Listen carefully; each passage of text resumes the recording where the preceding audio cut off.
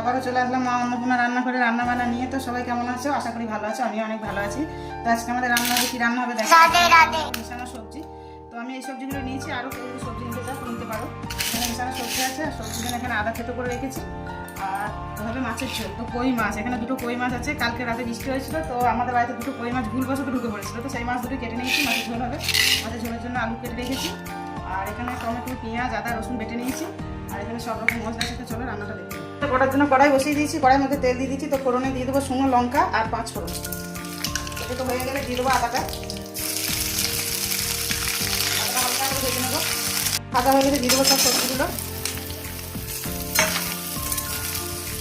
নুন দিয়ে দেবো হলুদ। রান্নাটা ঢাকা চাপা দিয়ে করবো। ঢাকা দিয়ে দেবো। তো সবজিটা একবার নেড়ে দেবো, কারণ এই সবজির মধ্যে একটু জল দেবো না, সবজি জলে থেকেই হবে, কারণ এই সবজিটা জল দিলে জল জল হয়ে যাবে, টেস্ট হবে না। আবার ঢাকা দিয়ে দেবো।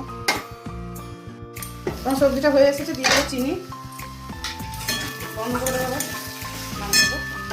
মাছ ভাজার জন্য কড়াই বসিয়ে দিয়েছি, কড়াইয়ের মধ্যে তেল দিয়ে দিয়েছি। তেল গরম হয়েছে, মাছটা ভেজে নেবো। তো মাছ ভাজা হয়েছে, তুলে নেবো।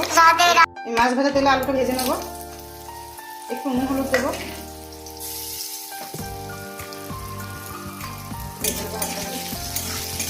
আলু ভাজা হয়েছে, আলুটা তুলে নেবো। একই তেলের মধ্যে ফোড়নের জন্য দিয়ে দেবো জিরে। আর এখানে দিয়ে দেবো বেটে রাখা মশলাটা কষানো হয়ে গেছে, দিয়ে দেবো এই মশলাগুলো। জল দিয়ে দেবো, একটু কষিয়ে নেবো।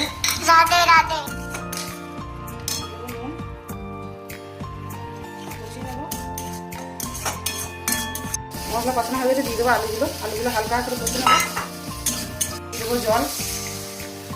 আলু ভাজাটা সিদ্ধ হয়ে গেছে, এর সাথে মাছও দিয়ে দেবো। ফুটে গেলেই নামিয়ে দেবো। ঢাকা দিয়ে দেবো। তো মাছের ঝোল হয়ে এসেছে, একটু গরম মশলা।